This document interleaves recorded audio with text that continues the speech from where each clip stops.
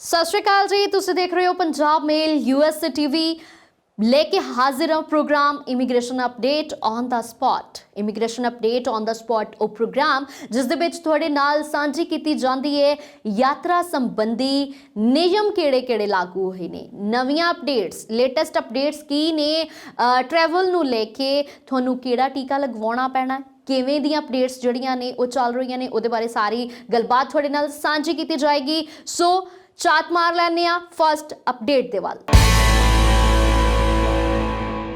ਸੈਂਕੜੇ ਮੁਸਾਫਰਾਂ ਦੀਆਂ ਸ਼ਿਕਾਇਤਾਂ ਤੇ ਵਿਰੋਧੀ ਧਿਰ ਦੇ ਵੱਲੋਂ ਸੰਸਦ ਦੇ ਵਿੱਚ ਹਲੂਣਾ ਦਿੱਤੇ ਜਾਣ ਦੇ ਮਗਰੋਂ ਟਰੂਡੋ ਸਰਕਾਰ ਹਰਕਤ ਦੇ ਵਿੱਚ ਆਈ ਹੈ ਅਤੇ ਅਰਾਈਵ ਕੈਨ ਐਪ ਬਾਰੇ ਲਾਗੂ ਸਖਤ ਨਿਯਮ ਦੇ ਵਿੱਚ ਨਰਮੀ ਵਰਤਣ ਦਾ ਐਲਾਨ ਕਰ ਦਿੱਤਾ ਗਿਆ। ਸੋ ਕੈਨੇਡਾ ਦੇ ਲੋਕ ਸੁਰੱਖਿਆ ਮੰਤਰੀ ਦੇ ਵੱਲੋਂ ਜਾਰੀ ਨਵੀਆਂ ਹਦਾਇਤਾਂ ਦੇ ਮੁਤਾਬਿਕ ਜੇ ਵਿਦੇਸ਼ ਤੋਂ ਆਉਣ ਵਾਲਾ ਕੋਈ ਵੀ ਮੁਸਾਫਿਰ ਅਰਾਈਵ ਕੈਨ ਐਪ ਦੇ ਵਿੱਚ ਆਪਣੀ ਜਾਣਕਾਰੀ ਦਰਜ ਕਰਨੀ ਭੁੱਲ ਜਾਂਦਾ ਹੈ ਤਾਂ ਕੈਨੇਡਾ ਪਹੁੰਚ ਕੇ ਬਾਰਡਰ ਅਫਸਰਾਂ ਨੂੰ ਖੁਦ ਆਪਣੇ ਵੇਰਵੇ ਦੇ ਸਕਦਾ ਹੈ। ਕੰਜ਼ਰਵੇਟਿਵ ਪਾਰਟੀ ਦੀ ਲੋਕ ਸੁਰੱਖਿਆ ਮਾਮਲਿਆਂ ਬਾਰੇ ਆਲੋਚਕ ਰਾਕੈਲ ਡਾਂਚੋ ਨੇ ਸੋਮਵਾਰ ਨੂੰ ਹਾਊਸ ਆਫ ਕਾਮਨਸ ਦੇ ਵਿੱਚ ਇਹ ਮਸਲਾ ਉਠਾਉਂਦਿਆਂ ਕਿਹਾ ਹੈ ਕਿ ਕਈ ਮੁਸਾਫਰਾਂ ਦੇ ਕੋਲ ਸਮਾਰਟਫੋਨ ਨਹੀਂ ਹੁੰਦੇ, ਜਦਕਿ ਕਈਆਂ ਦੇ ਰਾਹ ਦੇ ਵਿੱਚ ਮਹਿੰਗਾ ਇੰਟਰਨੈਟ ਅੜਿੱਕਾ ਬਣ ਜਾਂਦਾ ਹੈ। ਇਸ ਤੋਂ ਇਲਾਵਾ ਕਈ ਮੁਸਾਫਿਰ ਵੀ ਅਰਾਈਵ ਕੈਨ ਐਪ क्रैश हो जाती है ਅਤੇ निर्दोष होने के बावजूद उन्होंने 14 दिन के वास्ते एकांतवास ਦੇ ਵਿੱਚ ਰਹਿਣਾ ਪੈਂਦਾ ਹੈ।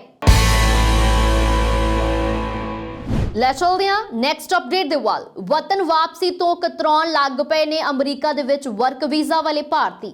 ਵਰਕ ਵੀਜ਼ਾ ਤੇ ਅਮਰੀਕਾ ਦੇ ਵਿੱਚ ਰਹਿ ਰਹੇ ਹਜ਼ਾਰਾਂ ਭਾਰਤੀ ਦੋਹਰੀ ਮੁਸ਼ਕਲ ਦੇ ਵਿੱਚ ਘਿਰ ਗਏ ਨੇ। ਓਮਿਕਰੋਨ ਲਗਾਤਾਰ ਫੈਲਦਾ ਜਾ ਰਿਹਾ ਹੈ ਤੇ ਕੱਚੇ ਪ੍ਰਵਾਸੀਆਂ ਨੂੰ ਲੱਗਦਾ ਹੈ ਕਿ ਜੇ ਉਹ ਭਾਰਤ ਗੇੜਾ ਮਾਰਨ ਗਏ ਤਾਂ ਉੱਥੇ ਹੀ ਨਾ ਫਸ ਜਾਣ। ਦਿੱਲੀ ਸਥਿਤ ਅਮਰੀਕੀ ਅੰਬੈਸੀ ਪਹਿਲਾਂ ਹੀ ਸੀਮਤ ਸਟਾਫ ਦੇ ਨਾਲ ਕੰਮ ਕਰ ਰਹੀ ਹੈ, ਜਿਹੇ ਦੇ ਵਿੱਚ ਵਾਪਸੀ ਦੀਆਂ ਸੰਭਾਵਨਾਵਾਂ ਤੇ ਸਵਾਲੀਆ ਨਿਸ਼ਾਨ ਲੱਗ ਸਕਦਾ ਹੈ। ਦੂਜੇ ਪਾਸੇ ਅਮਰੀਕਾ ਦੇ ਇਮੀਗ੍ਰੇਸ਼ਨ ਵਿਭਾਗ ਦੇ ਕੋਲ ਗ੍ਰੀਨ ਕਾਰਡ ਦੇ ਲਈ ਆਈਆਂ ਅਰਜ਼ੀਆਂ ਦਾ ਬੈਕਲੌਗ 15 ਲੱਖ ਤੋਂ ਟੱਪ ਗਿਆ ਹੈ, ਪਰ ਹਰ ਸਾਲ ਸਿਰਫ 1,40,000 ਗ੍ਰੀਨ ਕਾਰਡਸ ਦਾ ਕੋਟਾ ਹੋਣ ਕਾਰਨ ਸਮੱਸਿਆ ਹੱਲ ਹੁੰਦੀ ਨਜ਼ਰ ਨਹੀਂ ਆਉਂਦੀ। ਕੈਨੇਡਾ ਦੇ ਵਿੱਚ ਕਿਰਤੀਆਂ ਦੀ ਵੱਡੀ ਘਾਟ ਨਜ਼ਰ ਆ ਰਹੀ ਹੈ। ਘਾਟ ਦਾ ਕੀ ਕਾਰਨ ਹੈ? ਕੈਨੇਡਾ ਦੇ ਵਿੱਚ ਲੱਖਾਂ ਕਿਰਤੀਆਂ ਦੀ ਘਾਟ ਵਿਚਾਲੇ ਕੰਪਨੀਆਂ ਗੈਰ ਟੀਕਾਕਰਨ ਵਾਲੇ ਲੋਕਾਂ ਨੂੰ ਰੁਜ਼ਗਾਰ ਦੇਣ ਦੇ ਲਈ ਮਜਬੂਰ ਹੋ ਗਈਆਂ ਨੇ। ਭਾਵੇਂ ਫੈਡਰਲ ਸਰਕਾਰ ਨੇ ਸਾਰੇ ਕਾਮਿਆਂ ਦੇ ਲਈ ਟੀਕਾਕਰਨ ਲਾਜ਼ਮੀ ਕਰ ਦਿੱਤਾ ਹੈ, ਪਰ ਜਿਹੜੇ ਲੋਕ ਟੀਕਾਕਰਨ ਨਹੀਂ ਕਰਵਾਉਣਾ ਚਾਹੁੰਦੇ ਉਹਨਾਂ ਦੇ ਲਈ ਰੋਜ਼ਾਨਾ ਟੈਸਟਿੰਗ ਜ਼ਰੂਰੀ ਕੀਤੀ ਗਈ ਹੈ। ਬਹੁਤ ਸਾਰੇ ਕਾਮੇ ਵੈਕਸੀਨੇਸ਼ਨ ਨਹੀਂ ਕਰਵਾਉਣਾ ਚਾਹੁੰਦੇ, ਇਸ ਦੇ ਲਈ ਓਮਿਕਰੋਨ ਵਾਰੀਐਂਟ ਦੇ ਖਤਰੇ ਵਿਚਾਲੇ ਕੰਪਨੀਆਂ ਉਹਨਾਂ ਦੀ ਰੋਜ਼ਾਨਾ ਟੈਸਟਿੰਗ ਤੇ ਖਰਚਾ ਕਰਨ ਦੇ ਲਈ ਮਜਬੂਰ ਹੋ ਗਈਆਂ ਨੇ। ਕੰਪਨੀਆਂ ਦਾ ਕਹਿਣਾ ਹੈ ਕਿ ਉਹ ਕਿਰਤੀਆਂ ਦੀ ਘਾਟ ਦੇ ਵਿਚਾਲੇ ਟੀਕਾਕਰਨ ਲਾਜ਼ਮੀ ਕਰਨ ਦਾ ਖਤਰਾ ਮੁੱਲ ਨਹੀਂ ਲੈ ਸਕਦੀਆਂ।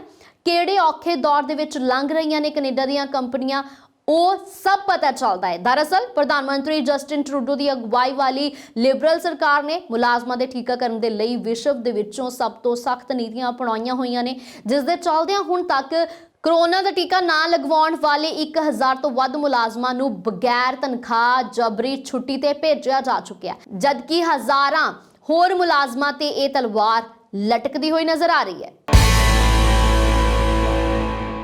ਕੈਨੇਡਾ ਦੇ ਵਿੱਚ ਬੂਸਟਰ ਡੋਜ਼ ਤੋਂ ਬਿਨਾਂ ਯਾਤਰੀਆਂ ਦੇ ਆਉਣ ਜਾਣ ਤੇ ਲਾਈ ਰੋਕ। ਕੈਨੇਡਾ ਸਰਕਾਰ ਨੇ ਇੱਕ ਵਾਰ ਫਿਰ ਸਖਤੀ ਕਰਦੇ ਹੋਏ ਹਰ ਉਸ ਯਾਤਰੀ ਦੇ ਕੈਨੇਡਾ ਆਉਣ ਤੇ ਬਾਹਰ ਜਾਣ ਤੇ ਸਖਤ ਪਾਬੰਦੀਆਂ ਲਾ ਦਿੱਤੀਆਂ ਨੇ ਜਿਸ ਨੇ ਬੂਸਟਰ ਡੋਜ਼ ਨਹੀਂ ਲਈ ਹੋਈ। ਕੈਨੇਡਾ ਸਰਕਾਰ ਦੇ ਸਿਹਤ ਵਿਭਾਗ ਨੇ ਆਪਣੇ ਦੇਸ਼ ਵਾਸੀਆਂ ਜਾਂ ਹੋਰਾਂ ਨੂੰ ਬੂਸਟਰ ਡੋਜ਼ ਲੱਗਣ ਤੋਂ ਬਾਅਦ ਇੱਕ ਐਪ ਜਾਰੀ ਕੀਤੀ ਹੈ, ਜਿਸ ਨੂੰ ਹਰ ਹਵਾਈ ਅੱਡੇ ਤੇ ਚੈੱਕ ਕੀਤਾ ਜਾਂਦਾ। ਜੇਕਰ ਯਾਤਰੀ ਦੇ ਕੋਲ ਉਹ ਐਪ ਨਹੀਂ ਹੈ, ਜੇਕਰ ਉਹ ਐਪ ਚੈੱਕ ਕਰਨ ਤੇ ਲਾਲ ਨਿਸ਼ਾਨ ਆਉਂਦਾ ਹੈ ਤਾਂ ਕੋਰੋਨਾ ਟੀਕੇ ਤੇ ਹੋਰ ਟੀਕਿਆਂ ਦੀ ਡੋਜ਼ ਪੂਰੀ ਨਹੀਂ ਕਰਦਾ ਤਾਂ ਉਸ ਨੂੰ ਵਾਪਸ ਮੋੜਿਆ ਜਾਂਦਾ ਹੈ। ਸਿਹਤ ਮੰਤਰੀ ਨੇ ਕਹਿ ਦਿੱਤਾ ਹੈ ਸਰਕਾਰ ਦੇ ਵੱਲੋਂ ਹਰ ਸਹੂਲਤਾਂ ਦੇਣ ਤੇ ਬਹੁਤੇ ਲੋਕ ਕੋਰੋਨਾ ਬਚਾਅ ਦੇ ਵੱਲ ਧਿਆਨ ਨਹੀਂ ਦੇ ਰਹੇ, ਜਿਸ ਕਰਕੇ ਹੁਣ ਸਖਤੀ ਕੀਤੀ ਗਈ ਹੈ। ਜੋ ਲੋਕ ਕੰਮ ਤੇ ਜਾਂਦੇ ਹਨ ਉਹਨਾਂ ਦੇ ਪ੍ਰਬੰਧਕਾਂ ਤੇ ਮਾਲਕਾਂ ਨੂੰ ਵੀ ਸਖਤ ਹਦਾਇਤਾਂ ਦਿੱਤੀਆਂ ਗਈਆਂ ਨੇ।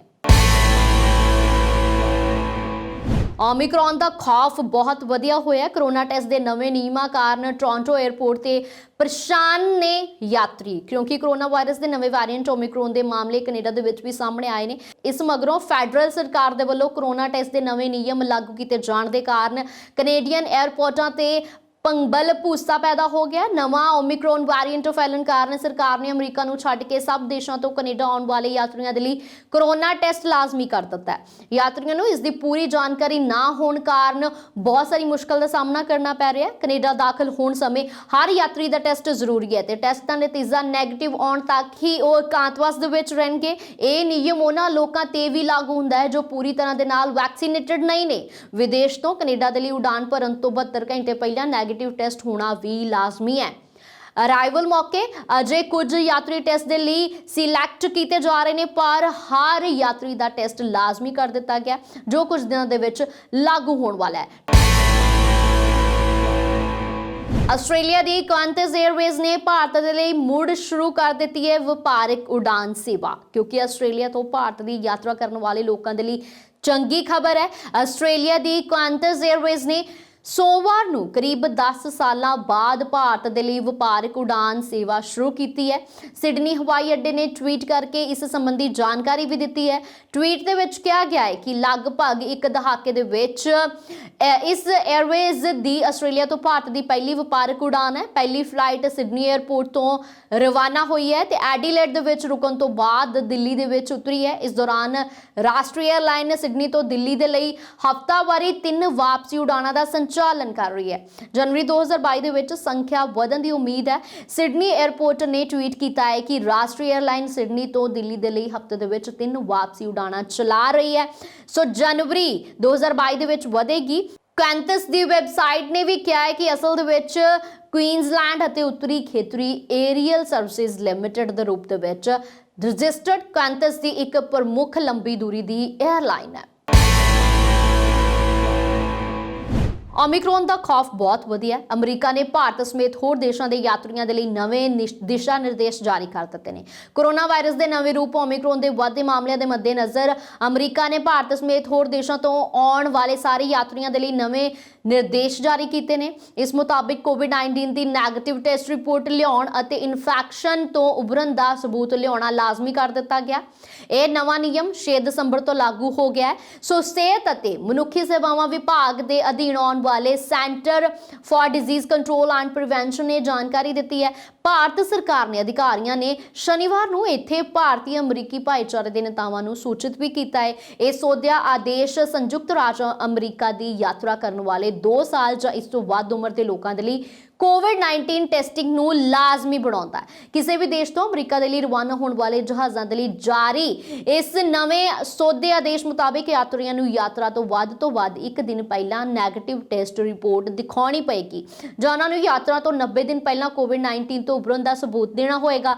ਅਮਰੀਕਾ ਦੇ ਨਿਊਯਾਰਕ ਦੇ ਵਿੱਚ ਵੀ ਸ਼ਨੀਵਾਰ ਨੂੰ ਓਮਿਕਰੋਨ ਇਨਫੈਕਸ਼ਨ ਦੇ 3 ਹੋਰ ਮਾਮਲੇ ਸਾਹਮਣੇ ਆਏ ਨੇ ਅਤੇ ਇਸ ਦੇ ਨਾਲ ਹੀ ਸੂਬੇ ਦੇ ਵਿੱਚ ਕੋਰੋਨਾ ਵਾਇਰਸ ਦੇ ਨਵੇਂ ਰੂਪ ਦੇ ਨਾਲ ਇਨਫੈਕਸ਼ਨ ਦੇ ਮਾਮਲਿਆਂ ਦੀ ਗਿਣਤੀ ਵੱਧ ਕੇ 8 ਹੋ ਗਈ ਹੈ। ਬ੍ਰਿਟੇਨ ਨੇ ਯਾਤਰਾ ਤੋਂ ਪਹਿਲਾਂ ਜਾਂਚ ਕੀਤੀ ਹੈ ਜ਼ਰੂਰੀ। ਜੀ ਹਾਂ, ਜਾਂਚ ਬਹੁਤ ਜ਼ਿਆਦਾ ਜ਼ਰੂਰੀ ਹੈ ਕਿਉਂਕਿ ਬ੍ਰਿਟੇਨ ਨੇ ਦੇਸ਼ ਦੇ ਵਿੱਚ ਦਾਖਲ ਹੋਣ ਵਾਲੇ ਸਾਰੇ ਯਾਤਰੀਆਂ ਦੇ ਲਈ ਯਾਤਰਾ ਤੋਂ ਪਹਿਲਾਂ ਜਾਂਚ ਕਰਵਾਉਣ ਨੂੰ ਮੁੜ ਜ਼ਰੂਰੀ ਕਰ ਦਿੱਤਾ ਹੈ ਤੇ ਕੋਰੋਨਾ ਵਾਇਰਸ ਦੇ ਓਮਿਕਰੋਨ ਵੈਰੀਐਂਟ ਦੇ ਪ੍ਰਸਾਰ ਦੇ ਖਦਸ਼ਿਆਂ ਦਰਮਿਆਨ ਨਾਈਜੀਰੀਆ ਤੇ ਪਾਬੰਦੀ ਵੀ ਲਗਾ ਦਿੱਤੀ ਹੈ। ਸਰਕਾਰ ਨੇ ਕਿਹਾ ਹੈ ਕਿ ਬ੍ਰਿਟੇਨ ਸਿਹਤ ਅਤੇ ਸੁਰੱਖਿਆ ਏਜੰਸੀ ਦੇ ਵੱਲੋਂ ਕੀਤੇ ਗਏ ਨਵੇਂ ਵਿਸ਼ਲੇਸ਼ਣ ਤੋਂ ਸੰਕੇਤ ਮਿਲਦਾ ਹੈ ਕਿ ਲਾਗ ਅਤੇ ਲਾਗ ਦੇ ਵਿਚਕਾਰ ਦਾ ਸਮਾਂ ਜੋ ਹੈ ਓਮਿਕਰੋਨ ਵੈਰੀਐਂਟ ਦੇ ਵਿੱਚ ਛੋਟਾ ਹੋ ਸਕਦਾ ਹੈ, ਜਿਸ ਦੇ ਨਾਲ ਯਾਤਰਾ ਕਰਨ ਤੋਂ ਪਹਿਲਾਂ ਦੀ ਜਾਂਚ ਦੀ ਪ੍ਰਭਾਵਸ਼ੀਲਤਾ ਵੱਧ ਜਾਂਦੀ ਹੈ ਕਿਉਂਕਿ ਇਸ ਸਾਲ ਯਾਤਰਾ ਤੋਂ ਪਹਿਲਾਂ ਸੰਕਰਮਤਾਂ ਦੀ ਪਛਾਣ ਹੋਣ ਦੀ ਜ਼ਿਆਦਾ ਸੰਭਾਵਨਾ ਹੈ। ਇਸ ਲਈ ਬ੍ਰਿਟੇਨ ਦੇ ਵਿੱਚ ਆਉਣ ਵਾਲੇ ਕਿਸੇ ਵੀ ਵਿਅਕਤੀ ਨੂੰ ਪਹਿਲਾਂ ਤੋਂ ਬੁੱਕ ਪੋਲੀਮਰੇਜ਼ ਚੇਨ ਰਿਐਕਸ਼ਨ ਦੀ ਨੈਗੇਟਿਵ ਰਿਪੋਰਟ ਜਾਂ ਲੈਟਰਲ ਫਲੋ ਟੈਸਟ ਰਿਪੋਰਟ ਦੇਣੀ ਹੋਏਗੀ ਜੋ ਯਾਤਰਾ ਤੋਂ ਪਹਿਲਾਂ 48 ਘੰਟੇ ਪੁਰਾਣੀ ਨਾ ਹੋਵੇ। ਇਹ ਟੀਕਾਕਰਨ ਕਰਵਾ ਚੁੱਕੇ ਯਾਤਰੀਆਂ ਤੇ 12 ਸਾਲ ਤੇ ਉਸ ਤੋਂ ਵੱਧ ਉਮਰ ਦੇ ਬੱਚਿਆਂ ਤੇ ਵੀ ਲਾਗੂ ਹੋਏਗਾ। ਹੁਣ ਰੁਕ ਕਰ ਲੈਂਦੇ ਆ ਇਟਲੀ ਦੀ ਖਬਰ ਦੇ ਵੱਲ। ਇਟਲੀ ਤੋਂ ਭਾਰਤ ਤੇ ਭਾਰਤ ਤੋਂ ਇਟਲੀ ਆਉਣ ਜਾਣ ਵਾਲੇ ਭਾਰਤੀ ਬਹੁਤ ਜ਼ਿਆਦਾ ਖੱਜਲ ਖੁਆਰ ਕੀਤੇ ਜਾ ਰਹੇ ਨੇ ਕਿਉਂਕਿ ਕੋਰੋਨਾ ਮਹਾਮਾਰੀ ਨੇ ਇਟਲੀ ਦੇ ਭਾਰਤੀਆਂ ਨੂੰ ਜਿੱਥੇ ਸਰੀਰਕ ਤੌਰ ਤੇ ਪਰੇਸ਼ਾਨ ਕਰਕੇ ਰੱਖਿਆ ਹੈ ਉੱਥੇ ਹੀ ਭਾਰਤ ਤੋਂ ਇਟਲੀ ਤੇ ਇਟਲੀ ਤੋਂ ਭਾਰਤ ਨੂੰ ਜਾਣ ਵਾਲੀਆਂ ਸਪਾਈਸ ਜੈਟ ਦੀਆਂ ਫਲਾਈਟਾਂ ਨੇ ਵੀ ਭਾਰਤੀਆਂ ਨੂੰ ਖੱਜਲ ਕਰਨ ਦੇ ਵਿੱਚ ਕਥਿਤ ਤੌਰ ਤੇ ਕੋਈ ਕਸਰ ਨਹੀਂ ਛੱਡੀ। ਸੋ 1 ਦਸੰਬਰ ਨੂੰ ਅੰਮ੍ਰਿਤਸਰ ਤੋਂ ਰੋਮ ਆ ਰਹੀ ਫਲਾਈਟ ਦੀ ਦੇਰੀ ਹੋਣ ਕਰਕੇ ਯਾਤਰੀਆਂ ਨੂੰ एयरपोर्ट ਤੇ ਕਾਫੀ ਪਰੇਸ਼ਾਨੀ ਦਾ ਸਾਹਮਣਾ ਕਰਨਾ ਪਿਆ। ਬੇਸ਼ੱਕ ਯਾਤਰੀਆਂ ਨੇ ਦੁਖੀ ਹੋ ਕੇ ਪ੍ਰਬੰਧਕਾਂ ਨੂੰ ਰੱਜ ਕੇ ਕੋਸਿਆ ਵੀ ਹੈ, ਪਰ ਲੱਗਦਾ ਨਹੀਂ ਕਿ ਯਾਤਰੀਆਂ ਦੀ ਇਹ ਤਕਲੀਫ ਕਿਸੇ ਨੂੰ ਵੀ ਨਜ਼ਰ ਆਈ ਹੋਵੇ। ਇਸ ਉਡਾਨ ਦੇ ਵੱਲੋਂ ਲੇਟ ਹੋਣਾ ਆਮ ਜਿਹਾ ਬਣਦਾ ਜਾ ਰਿਹਾ, ਜਿਸ ਕਾਰਨ ਵਿਚਾਰੇ ਉਹ ਭਾਰਤੀ ਪੈਸੇ ਵੀ ਖਰਚਦੇ ਨੇ ਤੇ ਰੱਜ ਕੇ ਖੱਜਲ ਖੁਆਰ ਵੀ ਹੁੰਦੇ ਨੇ, ਜਿਹੜੇ ਇਸ 에ਅਰਲਾਈਨ ਦੇ ਵਿੱਚ ਇੰਨੀ ਦਿਨੀ ਸਫ਼ਰ ਕਰ ਰਹੇ ਨੇ। ਬੀਤੇ ਦਿਨੀ ਸ਼੍ਰੀ ਅੰਮ੍ਰਿਤਸਰ ਤੋਂ ਰੋਮ ਆਉਣ ਵਾਲੀ ਫਲਾਈਟ ਭੇਦ ਭਰੇ ਕਾਰਨਾਂ ਕਰਕੇ ਜਿੱਥੇ ਇੱਕ ਦਿਨ ਦੇਰੀ ਦੇ ਨਾਲ ਅੰਮ੍ਰਿਤਸਰ ਤੋਂ ਉੱਡੀ ਹੈ, ਉੱਥੇ ਰੋਮ ਤੇ ਬੈਰਗਾਮੋ ਤੋਂ ਭਾਰਤ ਜਾਣ ਵਾਲੀਆਂ ਫਲਾਈਟਾਂ ਵੀ ਆਪਣੇ ਨਿਰਧਾਰਿਤ ਸਮੇਂ ਤੋਂ ਲੇਟ ਨਾਲ ਜਾਣਦੀਆਂ ਨੇ ਤੇ ਯਾਤਰੀਆਂ ਨੂੰ ਕਾਫੀ ਖੱਜਲ ਖੁਆਰੀ ਦਾ ਸਾਹਮਣਾ ਕਰਨਾ ਪੈਂਦਾ ਹੈ।